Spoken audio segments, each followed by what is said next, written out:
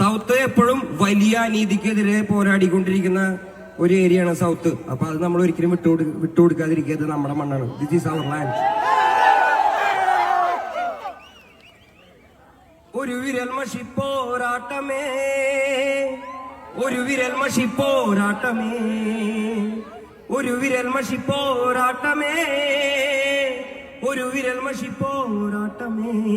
ഹേമന്റെ